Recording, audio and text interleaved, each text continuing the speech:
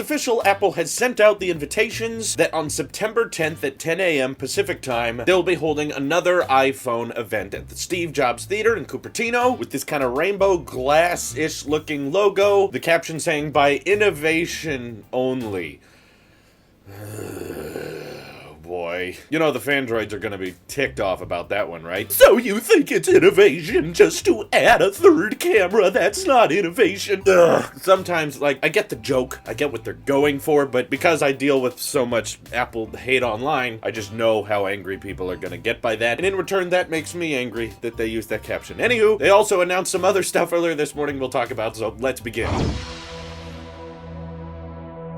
Other thing that probably will get swept under the rug because you're just gonna see everybody posting this invite everywhere and overusing the word confirmed is that Apple is actually launching an official new repair program for third-party repair shops. This is going to be separate from Apple authorized repair shops that shows signing up for it is going to be free, and then once you get some training qualified and you pass some tests, Apple will open the doors to iPhone repairs to third-party shops that aren't even Apple authorized ones. So you'll be able to buy Apple official parts for iPhones that you want to repair at your third-party repair shop, which is quite surprising. A lot of people thought Apple was trying to combat third-party repair as much as possible, but now it seems like Apple's kind of giving into it a little bit and saying, hey, we want to make sure that you guys have some genuine parts, but of course there are some pretty severe limitations to the program right now. I'm sure it will expand and get better over time, but for one, right now it's only available in the United States, and for two, it's only available for iPhone repair. So if you're really excited about iPad or MacBook or iMac repair, right now it's just limited to iPhones, though that is their most popular hardware product, so that is going to cover a large majority of third-party repairs. However, it's not everywhere and it's not everything yet. The iPhone parts you can order should go back all the way to the iPhone 6s and of course all most recent generation iPhones. They'll probably talk more about it at this event. But anyway, let's talk about the invite. A lot of people are looking at this logo just saying, this absolutely confirms these are the iPhone 11R's colors. Now we know it for sure. Oh my god, there's gonna be a green one and a purple one. Thanos phone confirmed. Half price, right? Anyway, that's what I'm seeing online a lot right now, except remember, probably not going to be called 11R, most likely just going to be called iPhone, that's my guess. And this very well could be a tease at what the upcoming colors are, but I can't help but notice a pattern in a recognizable spectrum with this Apple logo. You know what it kind of looks like? A rainbow. And rainbows have lots of colors in them, so it could very well just be them teasing the Apple logo with the rainbow pattern, which has been done before, as just kind of a retro look. I remember last year when they sent out those invites of the big circle and it said gather round, everyone was like, this 100% confirms a round Apple Watch is coming. We're getting a circular Apple Watch this year. 100%, no question about it. Yeah, that's not what it meant. It's very easy to look into these invites and over-exaggerate what it confirms. Sometimes they just send out invites and they could just be weird design choices. It's very possible these aren't the new iPhone colors we'll be seeing this year and they just wanted a cool logo. Just keep that in the back of your mind because I don't want you all to get disappointed about no Thanos phone. Aside from that, what you should be expecting from the September 10th event is definitely new iPhones and new Apple Watches. These things we have pretty concrete evidence for, as in going to be very, very bizarre if we don't see those two things. And then we have kind of a maybe category and a wild card category. So what I put in the definite category is, of course, 3 new iPhones. From what supply chains have been telling us, they're going to be the 3 same sizes as last year, except each size getting an extra lens, probably new color options, a frosted glass back, improved Face ID, improved shadow resistance, improved water resistance, faster CPUs, better cameras, better battery lives, yada yada yada. You know all about that. Apple Watches are also pretty much confirmed at this event, as we've gotten new Apple Watches for the past few years, always alongside the new iPhone, and there's pretty good evidence to suggest we're getting a ceramic model again and a new titanium finish that we haven't seen before. There's some somewhat reliable leakers that are reporting we could be getting a blood pressure meter installed in the Apple Watch Series 5, which before I was kind of doubting the existence of it, but now, given the unlikeliness of Apple just skipping a number 1 year, I think it's pretty likely that we're going to be seeing a Series 5. It's just not going to be that substantial of an upgrade. Could be so minor, in fact, that I may just skip it entirely. I'm very happy with my Series 4, and as cool as it is that a watch could check your blood pressure, I likely wouldn't upgrade just for that reason alone, if aesthetically it looks exactly the same. But Apple Watches are pretty much confirmed to be at this event. Now moving moving into the maybe category, as in we've gotten a decent amount of rumors about this, so it may be happening. For one, the 16-inch MacBook Pro. We're pretty confident they're working on it, but what we're not confident about is when they're deciding to launch it. This could end up being an event absolutely stock full of hardware, or Apple could decide to have another event this October for more Mac and iPad oriented things, because we've heard rumors of a 10.2-inch iPad coming as well, and even some early 2019 iPad Pro refreshes with triple cameras on the back. Those could be unveiled at this event, so they're kind of in the maybe category, but I could also very much see them delaying that till later and not launching it until an October event, or maybe waiting until March of 2020. Definitely in the maybe category is new iPads, 16-inch MacBook Pro, but moving into the definite category, we should probably expect to see Apple unveil their pricing for both Apple TV Plus and Apple Arcade. TV Plus is rumored to cost $10 a month, which is kind of low compared to other streaming services, but the amount of content you're getting on that service is just so incredibly low compared to other streaming services, so I'm predicting that's gonna flop. And Apple Arcade is rumored to start at $5 a month, which is pretty low, but I'm curious if mobile gamers out there are going to be willing to spend that much every single month. We'll find out. Wildcard things you may expect at this event are things that don't have a lot of leaks and rumors to suggest they're coming out at this event, but just a little bit of evidence, and it just makes a little bit of sense for them to launch it here. So that would include new AirPods. Way back earlier this year, there were talks and there were lots of rumors going around of a third generation of standard AirPods that were getting improved audio quality and perhaps improved battery life, and also alongside it the launch of AirPods Pro, which would have active noise cancellation, better water resistance, and of course better sound quality as well. And these would likely cost a lot more than the standard AirPods do, so pretty expensive, but AirPods are still very popular, so a lot of people would likely be willing to pay extra to grant access to those new features. Hopefully new colors with these new AirPods, but again, that is of course in wildcard territory. Could happen, very easily could not happen though. Another wildcard option is a cheaper HomePod unveiling. While none of the reports I've read for the cheaper HomePod have said that it's going to launch in 2019, the last HomePod, they gave quite amount of time between unveiling and when you could actually buy it. So it's possible they could unveil a cheaper HomePod at this event to showcase that they're serious about the smart speaker market and they want to make it more obtainable for more people. Plus, you know, with all of the talk of Siri being more secure and being more privacy focused now, what better way to showcase it with a new cheaper HomePod to unveil? But more than likely wouldn't be available to purchase with the new iPhones. The actual purchase date won't be until next year. Again, another wild card possibility, and probably the biggest wild card option out there is there's been some light talk in the leak and rumor community about Apple launching their own tile competitor that will work directly with the Find My app, pinging other Apple devices you have so that you can find things even if they aren't connected to a Wi-Fi network. With this Find My app integration, you'll be able to attach this little Apple tile accessory, whatever they decide to call it, to a key ring or to your bag or satchel or purse or something, so that you could see it show up on a GPS maps just by it pinging other iPhones or other Apple tile trackers out there, so that even things that aren't Apple electronics or aren't Apple products, you'll be able to track down using the Find My app if you'd like. Not a whole lot of rumors to suggest that's coming out at this event, but there has been a little bit of chit chat about it within iOS 13's code, so it's something I wanted to include in today's video as just kind of a this might happen. But I think that pretty much sums it up. Obviously there's far more things to go in depth in, but I've talked about them in previous videos. Feel free to check those out, and if you'd like to talk more about it, feel free to hit me up over on Twitter or join our Discord. And also, I'll be live streaming my reaction to this event, just like I do with all Apple events, over on my Twitch page, so feel free to follow me over on Twitch, which by the way, I also go live on there all the time and answer questions that you guys throw at me. So if you want to have a more personal interaction than just an edited YouTube video, just go ahead and follow my Twitch now so that you get notified next time I go live. And of course, you'll be able to watch the live stream event with me as it's happening. There will be a slight delay because of my encoding that I do on my end and then beam to Twitch. But yeah, you can watch it with me if you want, because usually these events have a lot of fluff and a lot of boring parts in them. So watching them with someone else's commentary is often fun for me and for my fans. We usually get a lot of people watching those. This is your Apple Sheep here. I'll see you guys in the next one.